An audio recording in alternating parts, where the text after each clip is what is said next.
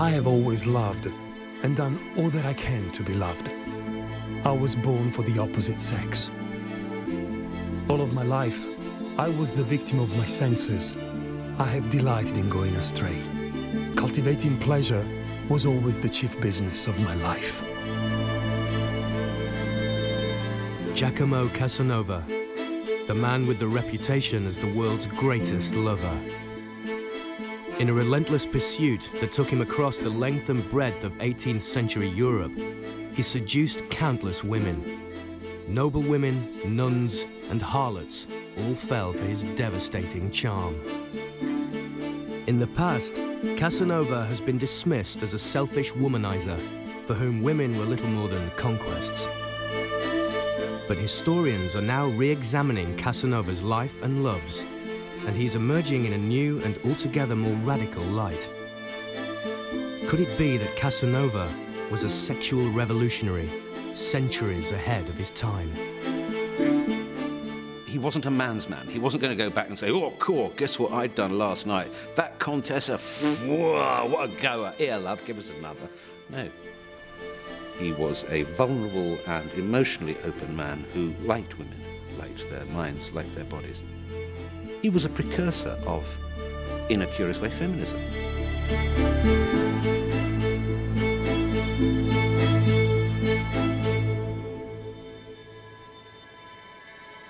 By 1787, Casanova's days as a great lover were long since over. He spent his last years working as a librarian, exiled in northern Bohemia, far from his beloved home of Venice. Bored, broke, and alone, Casanova decided to relive his incredible life by writing his memoirs. The 3,000-page autobiography is a unique historical document that paints a vivid portrait of 18th century Europe. It was a period when people began to believe that freedom, equality, human happiness, and pleasure were more important than belief in God. Casanova's life embodied the spirit of the century. His sexual adventures are as outrageous today as they have ever been. But the man who was devoted to pleasure began life in very different circumstances.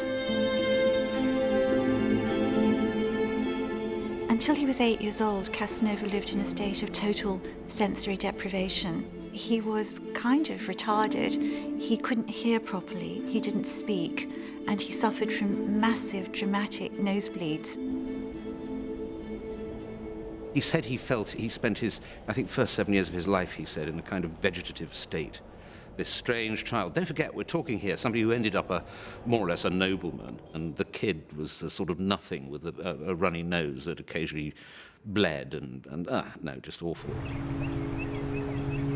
With his father already dead, the sickly child was packed off by his mother to be schooled by a priest in nearby Padua. The priest had a pretty young sister called Betina, who was a maid in the house.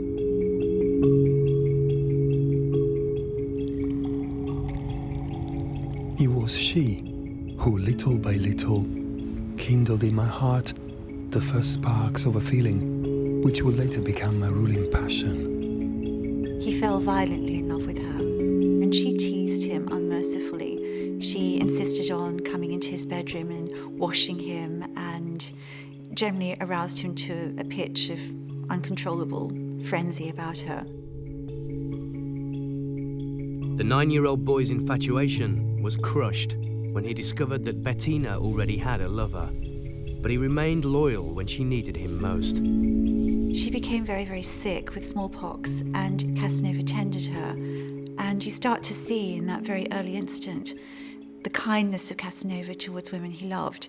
Even though smallpox makes people smell terrible and she must have looked awful, he bore it all. He bore the stench of the sick room, he bore her hysterics, and just looked on her with love.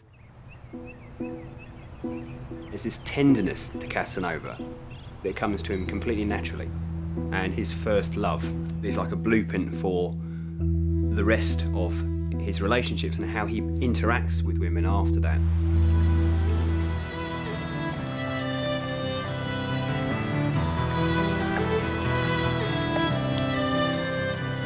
sickly child suddenly came to life.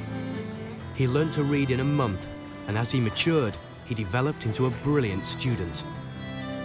After graduating with a law degree, Casanova was now ready to take his place in the world.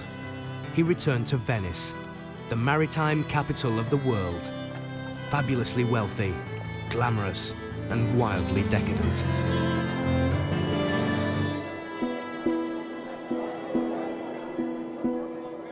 Venice was a very happy city in the 18th century. It was full of luxury, it was full of madness and stupidity and craziness and gambling.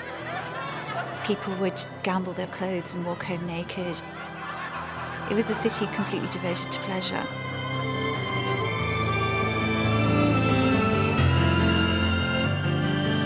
Casanova's mother was an actress who lived on the fringes of Venetian high society, a glamorous and tawdry existence.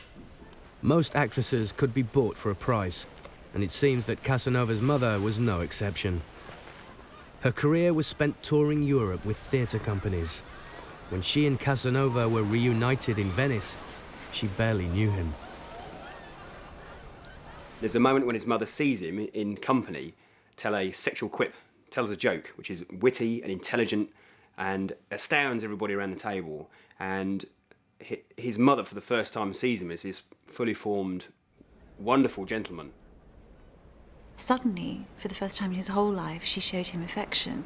And I think that was the turning point in his life, about thinking how to get the love of women was actually to perform. And I think from that point onwards, that's where he became a performer, just as his mother was an actress on the stage and possibly in the bedroom. Casanova's mother believed that she had seen a spark of genius in her son and was determined to set him on the path to greatness. In the rigidly class-bound world of 18th century Venice, acquiring a patron was a passport to a better life. Casanova's mother persuaded Alvise Malipiero, a rich old Venetian nobleman, to take the boy under his wing. But it wasn't the grandeur of his palazzo that attracted Casanova's attention. It was the nobleman's young sweetheart. The girl aged 17, pretty, willful, and a flirt, was forever showing her charms. It occurred to me to compare the differences in our shapes.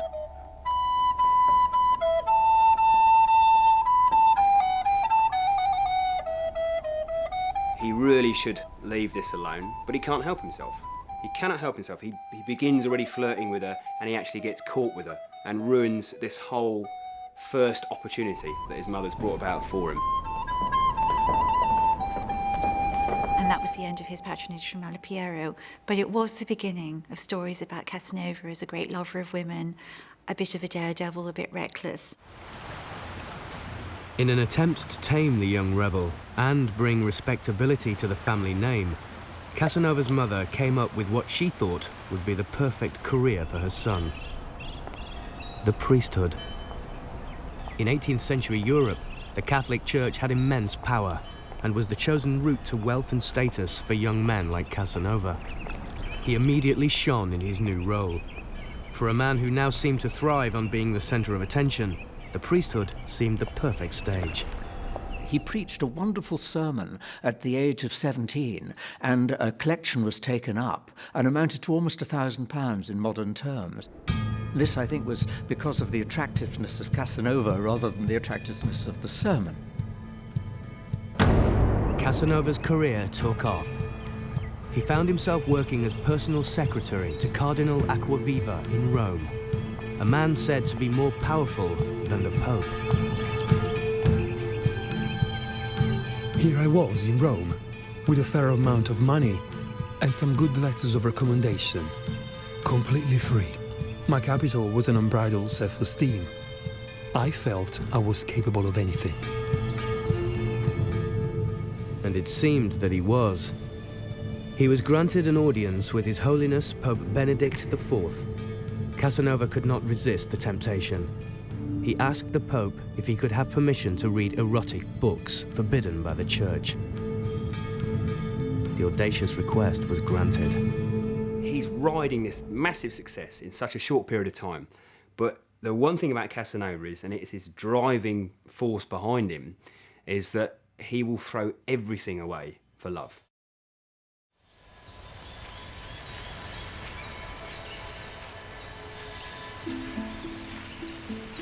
In 1743, the 18-year-old trainee priest fell passionately in love with Lucretia Castelli.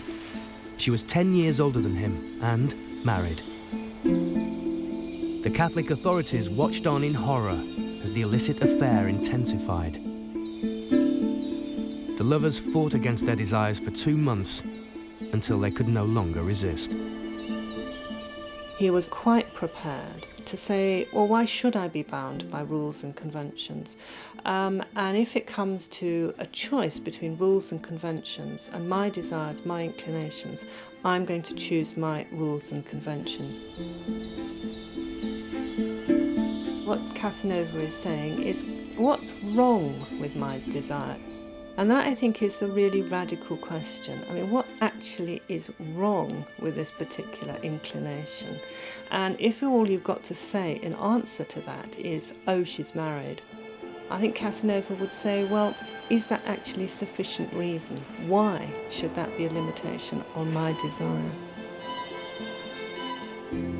Lucretia fell pregnant. The church was scandalized. Casanova was told to leave the service of the church and Rome. Casanova and the church are not made for each other in any way. The church is about the observance of certain kind of ways of policing your behaviour and other people's behaviour. And I think in Casanova you very clearly see somebody who starts to say, I don't want to go on policing my behaviour, or indeed anybody else's. Casanova's prospects of a respectable career in the church were over. He had found his true calling, and it was not God. He had nothing, but it would not be long before fortune favoured him in the most extraordinary way.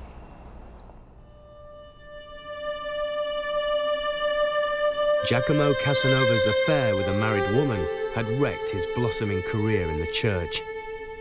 At the age of 20, he was back in Venice, alone and penniless, scraping a living as best he could. Playing the violin. My profession was not a noble one. Those who had known me and made much of me in aristocratic circles now shunned me. But I did not care. Being young, I believed I could count on fortune. He was walking behind a rather magnificently attired gentleman who had a heart attack. And Casanova actually attended him and made use of a certain knowledge of herbs. He'd studied medicine a bit. And actually pulled this man around. This chance event would prove to be the golden opportunity that Casanova had been looking for. The man that he had saved was Matteo Bragadin, one of the richest and most powerful noblemen in Venice. When Casanova learned that Bragadin was deeply superstitious, he preyed on the old man's gullibility, fostering the belief that divine destiny had brought them together. Bragadin was completely seduced by the dazzling young man. Bragadin offered to adopt Casanova as his kind of unofficial son and to set him up in the palazzo with his own apartments, with his own gondolier, with an allowance, with great clothes. And Casanova said, okay. He had a great deal of luck in his life, I think, but he also made his own luck. And just as it's often said that, confidence is one of the best things you can have in life, he certainly had it in spades. Casanova's life was transformed. Bragadin so powerful that now it all rubs off on Casanova. He's got clothes, he's got money, he's got influence, and he goes for it now. The actress's son from the back streets had arrived.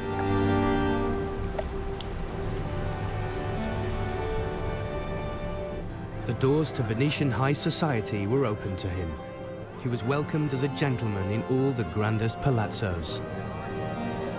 In the 18th century, Venice was at its most decadent, a playground for the pleasure-seeking European aristocracy.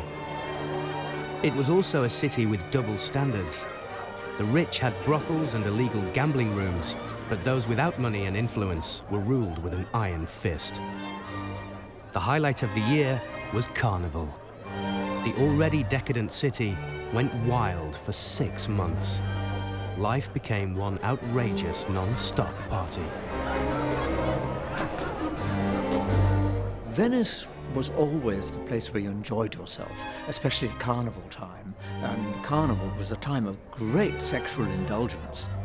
It would be fair to say, I think, in many ways, that having sex with a woman who you hardly knew was really no more than a handshake in those days. It was very, very easy indeed. And this suited Casanova down to the ground. In this wildly promiscuous culture, Casanova began to indulge a prodigious appetite for sex. Obviously a very virile, very active man. I mean, he reports that he would make love 4, 5, sometimes 6 times a night. He was obviously a very highly sexed individual. Casanova quickly gained a reputation as an extraordinary lover. His secret lay not only in his sexual prowess, but in a very modern belief that sex was not simply a base physical act. He was not simply the kind of man who sort of put himself out to get a woman and then got out of, wham, bam, thank you, man, I'm off to the next. He was much more than that. He was a lover in the true sense of the word. He didn't just have sex, he made love. Unlike other 18th century men, Casanova believed that making love was the most pure and noble thing two people could do. For him, a sexual encounter should be all-embracing, where both partners are united in the most intense and uplifting of all human experiences. Intimacy and mutual pleasure were the foundations of his relationships. He particularly felt that it wasn't much fun to make love to a woman unless she was enjoying it. And one of the things I like best about the memoirs is a line he says, where the visible pleasure I gave made up 4/5 of my own, which is a very, very modern attitude, I think. It's part and parcel of a sense which we have to come to terms with in the 20th century, that long before the world in which we live, there was such a thing as independent female desire. And it's taken us a long time to actually say, oh my goodness, yes, it's always been there through history. And Casanova was part of that. He was part of that experience. The 18th century was no place for a woman to be open about her sexual desires. But Carnival was the exception.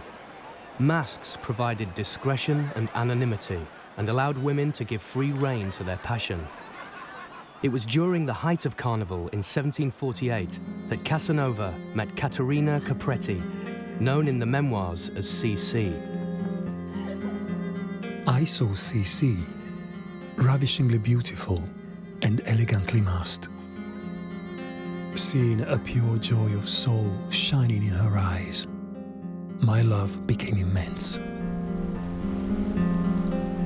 Casanova believed that he had finally met his true love. He could not have known that this pure relationship would lead to his ruin and almost to his death. C.C. was under the strict rule of her father, a rich merchant, but she used the carnival as an opportunity to meet Casanova in secret. When Carnival came to an end, Casanova and C.C. were no longer able to meet. He took the momentous decision of asking for her hand in marriage. C.C.'s father knew of Casanova's reputation, and she was promptly dispatched to a convent. Now, Casanova, being so in love with this woman, he tracks her down, and he still goes to see her. At any cost, he will pursue this great love. After secretly visiting C.C. in the convent for several months, Casanova received a mysterious invitation from another nun, known only as M.M. MM was French and of noble birth. She was a sophisticated, well-traveled woman with no apparent religious conviction. She had taken CC under her wing and was fascinated by the young girl's relationship with Casanova. This nun is asking Casanova to come and see her. And it's almost like Casanova's reputation has preceded himself. And Casanova's intrigued, and it's wonderfully exciting. And he doesn't know what this woman wants, but he goes to see her. From the moment they met, Casanova was in no doubt about what MM wanted. He faced a terrible dilemma: to remain faithful to CC or to betray her and follow his desire.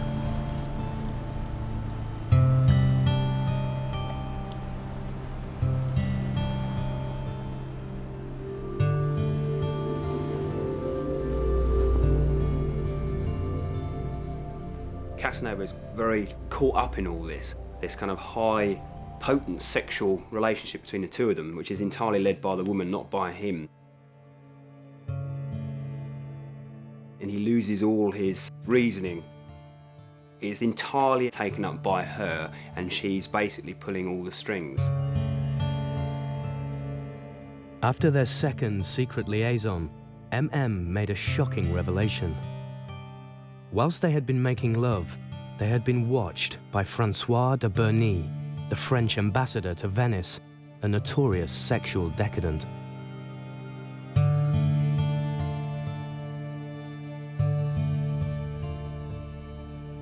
Now this is all uncharted territory for Casanova. He's into sexual games now that he's never been involved with before. He's been fairly sort of conventional in a sense. And now we're into something entirely different here. MM wanted to push him even further. Together with the French ambassador, she arranged a sexual liaison with CC that would test the limits of Casanova's sexual morality. His pure love, the one, this girl he was going to marry who's still in the nunnery, CC, becomes involved, and she begins to have a sexual affair with MM and also with the French ambassador. This like quartet begins to almost implode. I reflected that pleasure had conquered reason. CC had been debauched, and I felt a certain remorse. I was ashamed to confess that I was weak. I saw that I must swallow the pill. I must abandon CC to her fate.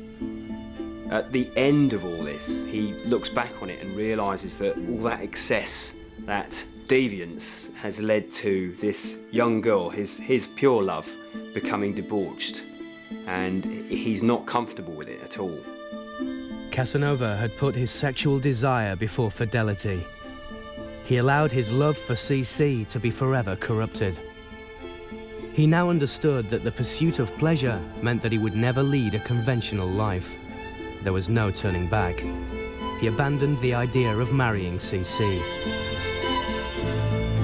We could say, oh my goodness, a love rat. You know, he moves on, he leaves this woman. But perhaps we could also say this is somebody who knew something about himself and knows that he can't actually fulfill the expectations of that relationship. What he actually knows is that he would turn into a love rat if he actually did stay, marry Ceci, and try and live as she, and no doubt the rest of the world around her, expected him to. But there was an even greater consequence for Casanova than the loss of CC. Strict laws prohibited Venetian noblemen from mixing with foreign ambassadors. Casanova did not know it, but his extraordinary sexual liaison had come to the attention of the Venetian authorities. At first light on the 26th of July, 1755, Casanova was arrested. He was thrown into the Leads, the notorious Venetian prison from which no one had ever escaped. He didn't know what the charge was. No one ever told him. He didn't know how finite his sentence was. He didn't know how long he'd be there. He didn't know if he might be executed, or, as was more the practice of the Venetian Republic those days, for him to be found strangled, hanging upside down in a square. That could have been his fate. He simply didn't know, and that was a terrible torture for him. I discovered that a man shut up in solitude, where he cannot see anything, longs for hell, if only for the companionship. I howled, I stamped my feet, I cursed. I succumbed to something like madness. Anyone else in this situation, they would crumble, they would be crushed, they would give up. But there's Casanova for 15 months in this prison. Nobody's ever escaped from this prison. He basically resolves that he will escape or he will die trying. I made up my mind to gain freedom at the risk of my life. Either they would kill me or I would succeed in it. All I asked was to find freedom or death.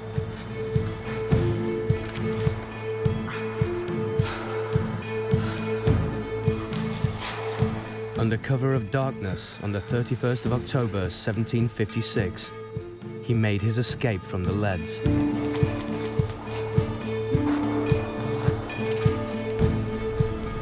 The 31-year-old Casanova was now a fugitive. He began 18 years of exile from his beloved Venice. With nothing but the shirt on his back, he headed for Paris, the most liberal city in Europe.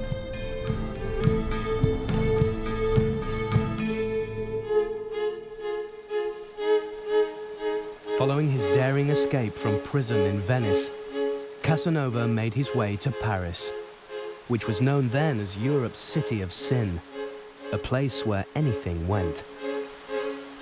Starved of every pleasure for 15 months, this was the perfect city for Casanova to make up for lost time. When he left Venice and went into exile, he had nothing. All he had was his story. And that became his livelihood. Telling it brilliantly became his entrance into every wonderful dining room in Paris. With every conceivable pleasure now open to him, Casanova needed money, and he needed it fast. In a city addicted to novelty, it wasn't long before he spotted an opening.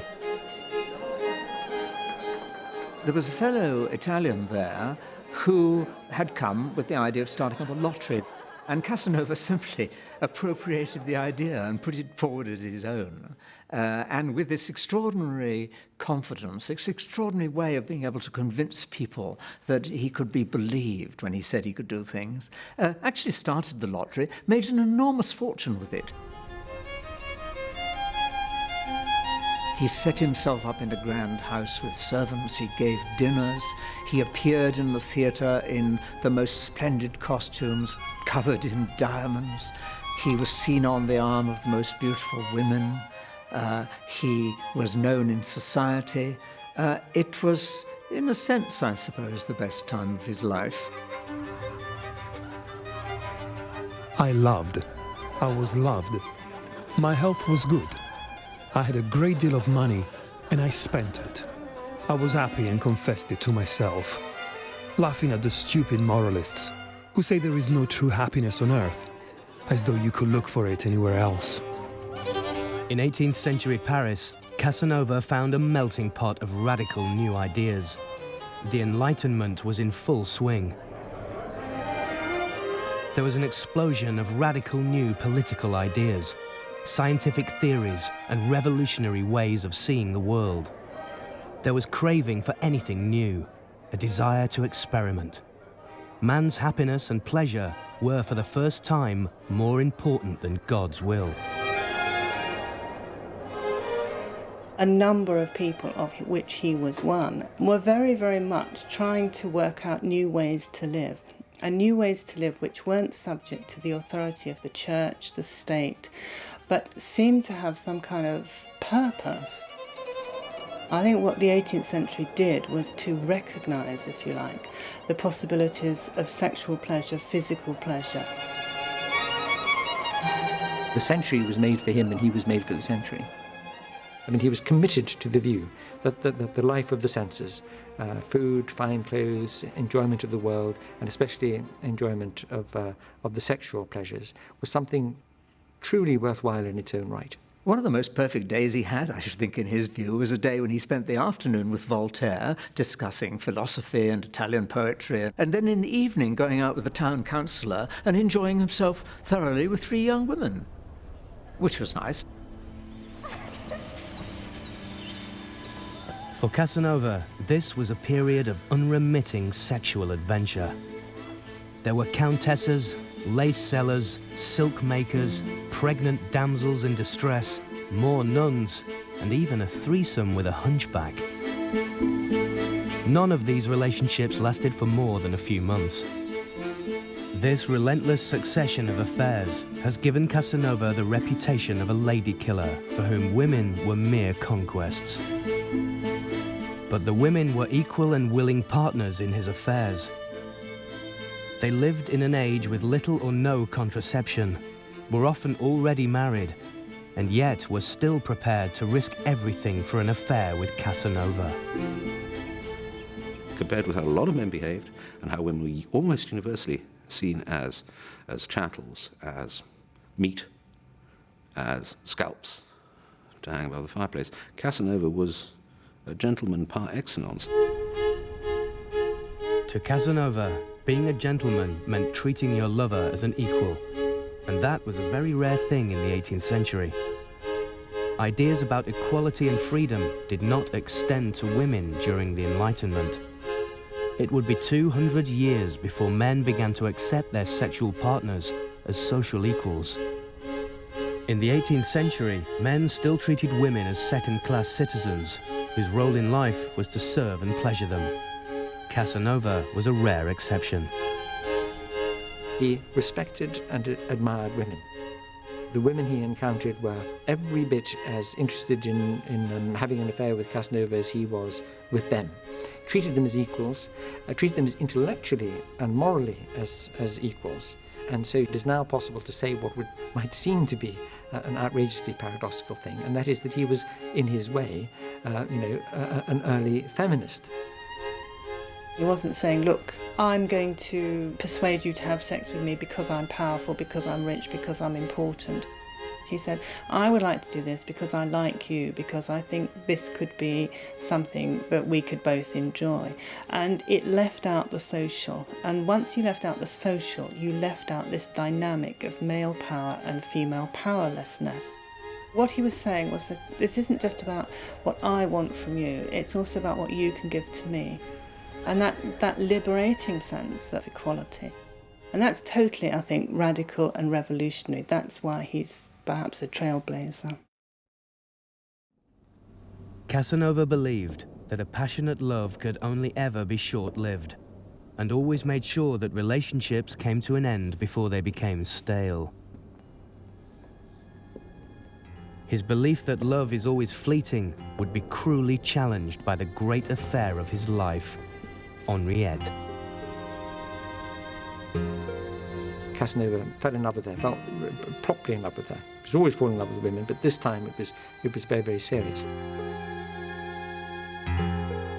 He wrote of her, anybody who had known her would recognize that it's possible to have a complete, full, rich, 24-hour-a-day relationship. When he said that, he meant not just sexual, but that in every other way there could be an equal meeting of minds between a man and a woman, and that's what real love is.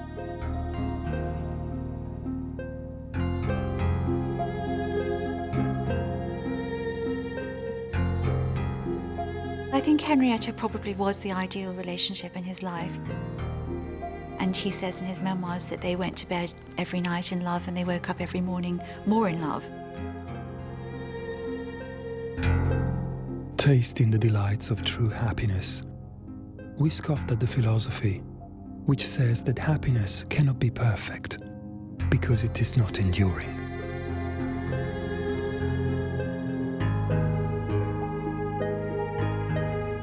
But Henriette had a secret. She was a French aristocrat who, having been forced into a loveless marriage, had gone on the run. People were searching for her all over Europe. They both knew their time together would be short-lived.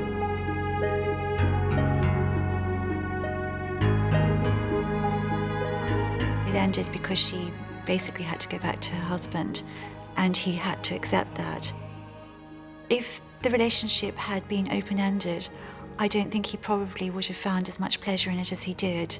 But the fact that there was the shadow of its ending hanging over it from the beginning just perfumed the pleasure he had with it rather than poisoning it.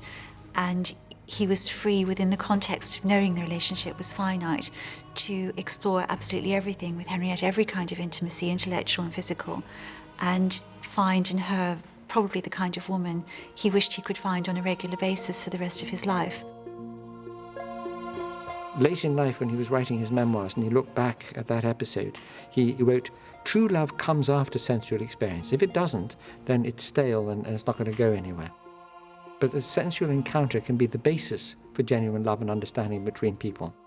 That's a fine view, and it anticipates, in a way, a very modern view, and makes him, in fact, a man much before his time.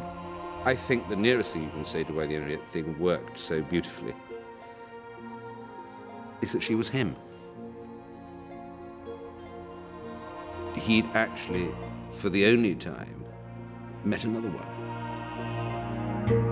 He'd met his match. He was devastated when she left him. He says that he spent a day in bed in despair after she left, and it was then that he discovered that she had scratched on the window pane with a diamond, and "you will forget Henriette," which he never did, of course. Henriette went back to France to an unhappy marriage. Casanova remained free to pursue a life of pleasure, but it would never be the same after Henriette.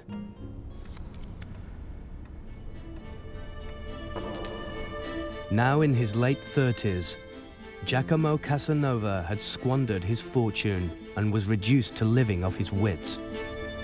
He became a professional gambler, making and losing huge sums at the gaming tables of European high society. His life began to follow a familiar pattern. He was perpetually on the move, seeking new pleasures and new lovers.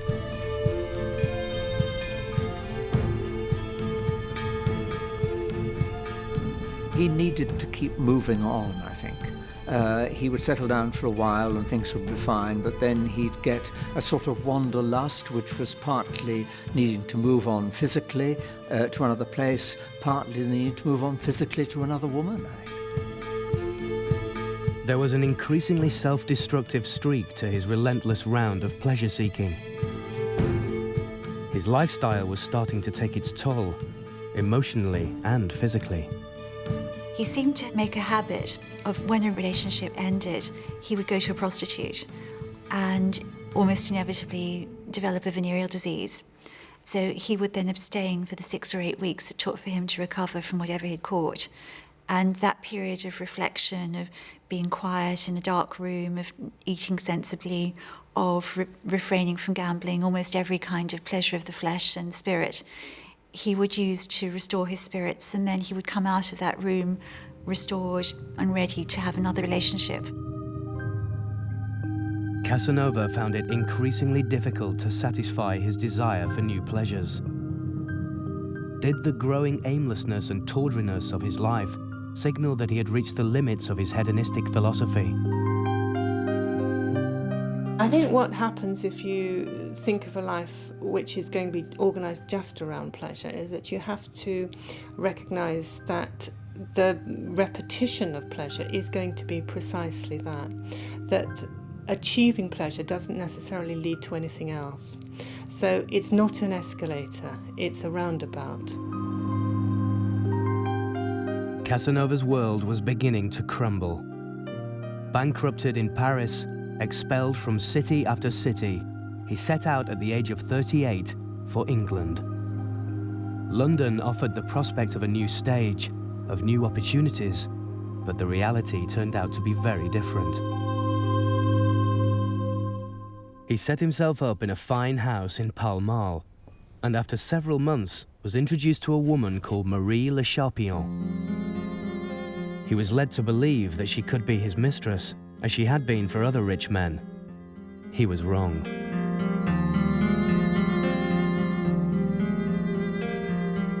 He's told that this woman's easy. He's told that, you pay the money and you can have this woman as your lover. It's not a problem.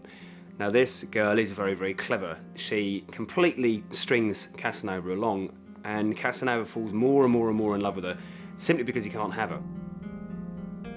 Le Charpillon was the worst kind of woman for Casanova to meet. She announced her mission to him very soon after they met and said her purpose was to make him fall in love with her and then to torment him. He spent months trying to win her sexual favors.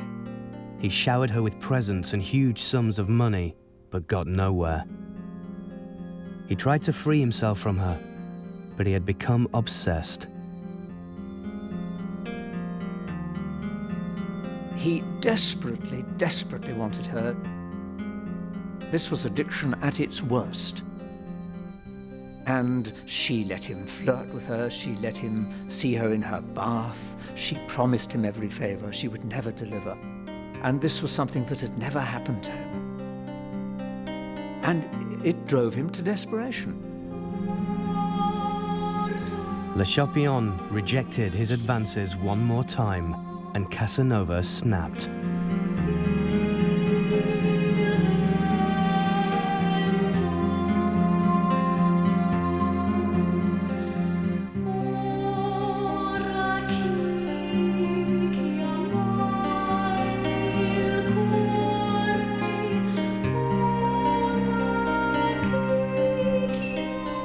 Casanova had not raped Le Charpillon, but he had violently attacked her.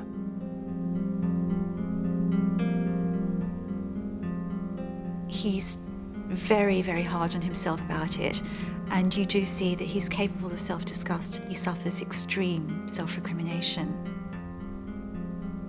The vicious attack brought Casanova to a stark realization. It was the end of his feeling that he could have any woman he wanted. From that point on, he felt he'd lost his power to automatically seduce. Up until that moment, it had seemed that there was never a possibility that a woman would look at Casanova and not want him. After Le Charpillon, life was never quite the same again. For years, my potency had been diminishing little by little. Try as I might, women no longer tended to fall in love with me. I felt a completely different person. I felt I had aged. I found the pleasure of love less intense, less seductive. There was an intolerable void in my heart. At the age of 38, he had reached a watershed.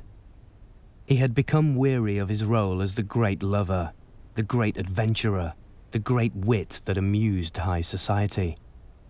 A life of pleasure had lost its thrill for Casanova. He left England determined to change his way of life, but it was not easy. Casanova was constantly exhausting the patience and purses of his patrons because he didn't have a role. He wasn't really a nobleman in his own right. He didn't have a right to be there.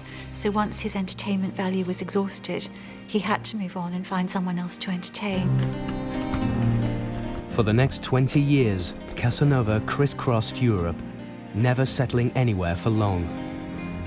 He wanted to be taken seriously, and he embarked on a series of literary projects, dabbled in politics, and even spied for the Inquisition. But he could not find the success or respect that he so dearly craved. In 1784, he reached his final destination. He reluctantly accepted a humble position as a librarian for a Bohemian count at a castle in northern Czechoslovakia. He was alone, and his days as a great lover were over. But when he started to write his memoirs, he began to relive his extraordinary life and loves. Henriette, the woman who left him after an incredibly passionate 3-month affair some 30 years before, haunted his memory the most. When she left him, she said that he would forget her, but Casanova never had. Decades after their affair, their paths had crossed by chance. They began to exchange letters, and after many years, Casanova wrote to ask if they could meet again. So he writes to her saying, I want to come and see you. She writes back saying, no, you can't. You must never come and see me. We will not be able to meet again. But I want you to know that you are the only man I loved, and I will love you forever.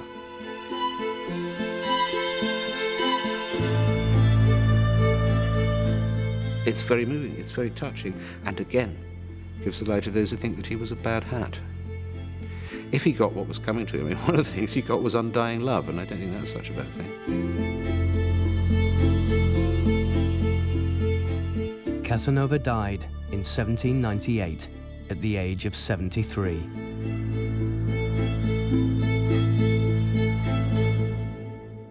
As to whether he regretted his life, I very much doubt it. There are cases of other libertines who have had great religious resurgence at the end of their life and have considered themselves to have been great sinners.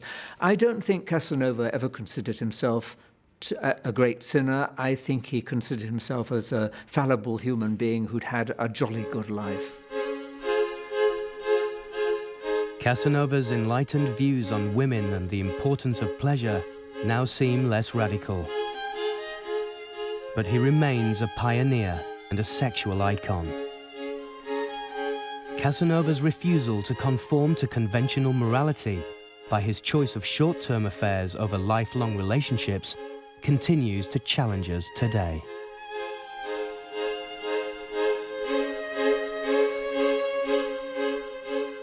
He disturbs, he unsettles our expectations of what men and women ought to be doing and ought to be doing in relationship to sex and long-term relationships. And he has this incredible power across the centuries of being disturbing, precisely because he makes us ask questions about what we want from each other. This is going to be a wildly unpopular thing to say, I dare say. And there is much to be said, obviously, for a life devoted to a wonderful partnership with a wonderful partner. If you find that, you are very lucky and you are to be envied. But isn't there something to be said for rattling around Europe, meeting the most beautiful women, the most intelligent women, spending time with them, moving on to the next intelligent woman? I'm not sure I'd turn it down.